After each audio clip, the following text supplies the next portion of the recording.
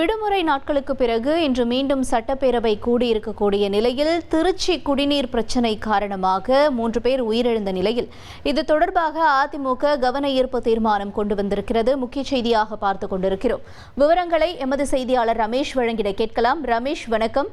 இப்ப இந்த விவகாரம் தொடர்பாக அதிமுக தரப்புல வைக்கக்கூடிய குற்றச்சாட்டுகள் என தீர்மானம் தொடர்பான தகவல்களையும் பகிர்ந்துக்கோங்க. வணக்கம். சட்டப்பேரவையில எதிர்க்கட்சி தலைவர் எடப்பாடி பழனிசாமி சிறப்பு கவனஈர்ப்பு தீர்மானம் ஒன்றை கொண்டு வந்திருக்காரு. என்னது அப்படின்னா, திருச்சி மாவட்டம் உறையூர்ல 4 பேர் உயிரிழந்த சம்பவம் தொடர்பாக தான் அந்த சிறப்பு கவனஈர்ப்பு தீர்மானம். அதாவது திருச்சி மாவட்டம் உறையூர்ல குடிநீர்ல கழிவுநீர் கலந்ததா பொதுமக்கள் குற்றச்சாட்டை முன்வைத்து வராங்க. ஏற்கனவே குடிநீர்ல கழிவுநீர் கலந்த சம்பவம் தொடர்பா 4 பேர் உயிரிழந்திருப்பதா அங்க இருக்கக்கூடிய பொதுமக்கள் குற்றச்சாட்டை முன் வச்சிருக்கிறாங்க. அதே மாதிரி 50க்கும் மேற்பட்டோர் இப்ப மருத்துவமனையில சிகிச்சையில இருக்கிறாங்க. அதுல 5 பேர் ஆபத்தான நிலையில மருத்துவமனையில் இருக்கிறதா தகவல் வருகிறது. எனவே இந்த விவகாரத்துல அரசு உடனடியாக நடவடிக்கை எடுக்கணும் அப்படின்னு எதிர்க்கட்சி தலைவர் எடப்பாடி பழனிசாமி பேரவையில சிறப்பு கவனஈர்ப்பு தீர்மானம் ஒன்றை கொண்டு வந்தாரு.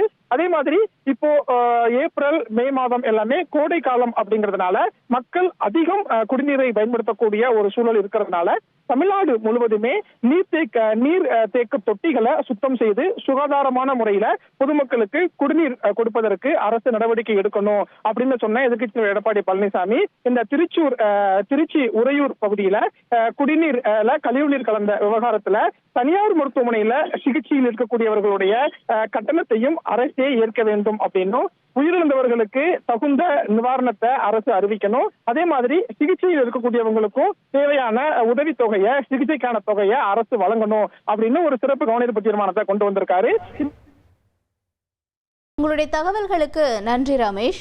தொடர்ந்து இந்த விவகாரம் தொடர்பாக பேரவையில் அமைச்சர் KN நேரு உரையாற்றி வருகிறார். அதனை பார்க்கலாம். மாண்பு பேரவைத் தலைவர் அவர்களே, சிறப்பு கவன ஈர்ப்பாக மாண்பு எதிர்க்கட்சித் தலைவர், மாண்பு உறுப்பினர் வேல்முருகன், மாண்பு உறுப்பினர் பாலாஜி, மாண்பு உறுப்பினர் நாகமாலி, மாண்பு உறுப்பினர் GK மணி, மாண்பு உறுப்பினர் பிரின்ஸ் ஆகியோர் உரையாற்றி திருச்சி மாநகராட்சியிலே குடிநீரில் கழிவுநீர் கலந்து பாதிக்கப்பட்டிருப்பதாக சொன்னார்கள். அதனை பற்றி நான் முழுமையாக விளக்கமாக எடுத்துரைக்க கடமைப்பட்டிருக்கின்றேன். திருச்சி மாநகராட்சி உறையூர் பகுதியில் வார்டு எண் 10 மின்னப்பன் தெரு மற்றும் வார்டு எண் 8 பணிக்கன் தெரு பகுதிகளில் 18/4/2025 மாலையில் வாந்தி மற்றும் வயிற்றுப்போக்கில் 7 நபர்கள் பாதிக்கப்பட்டனர். இதைத் தொடர்ந்து மாநகராட்சி சுகாதாரத்துறை மூலம் உடனடியாக நோய் தடுப்பு நடவடிக்கைகள் மேற்கொள்ளப்பட்டது.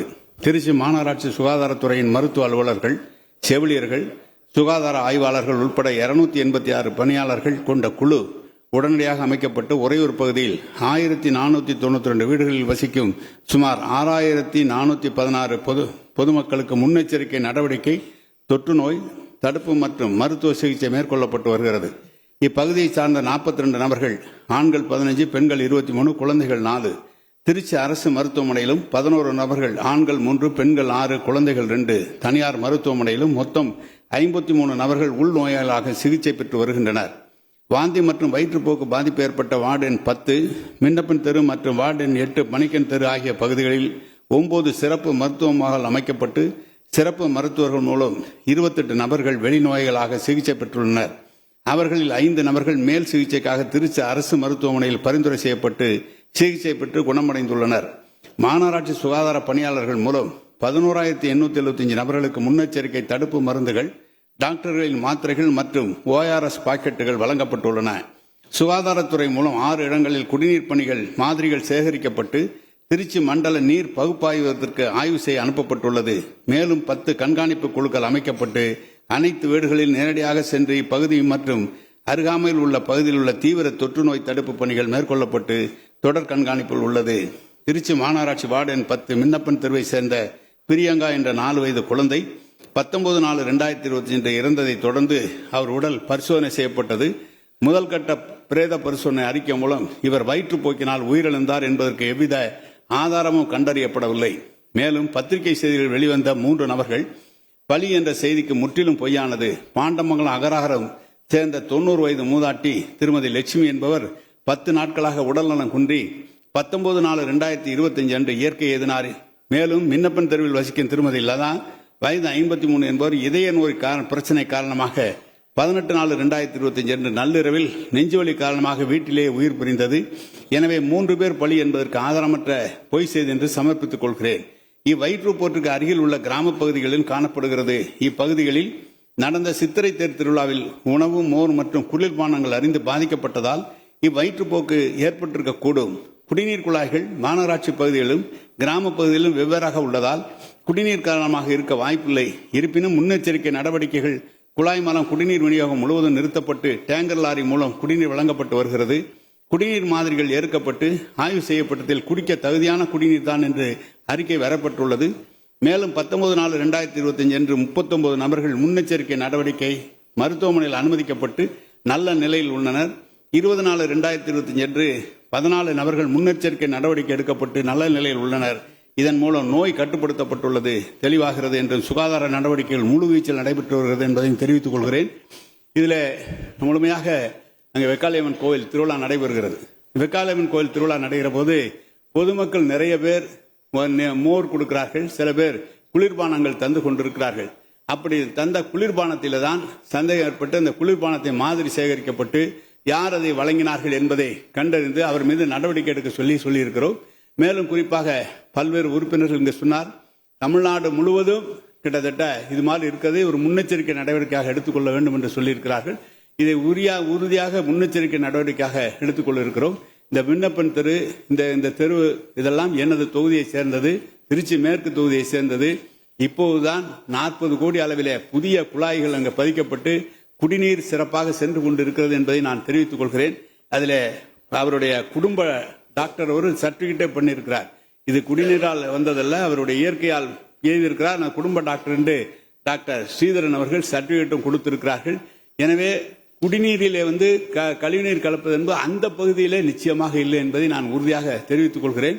தினந்தோறும் நான் தொகுதியை சுற்று பார்க்கிறவன். எனது பகுதி கிட்டத்தட்ட 20 ஆண்டு காலம் அங்கு சட்டமன்ற உறுப்பினராக, அமைச்சராக நான் பணியாற்றிக் கொண்டிருக்கிறேன். எனது துறை, அந்த துறையும் நம் முதலமைச்சர் அவர்கள் எனக்கு வழங்கியிருக்கிறார்கள்.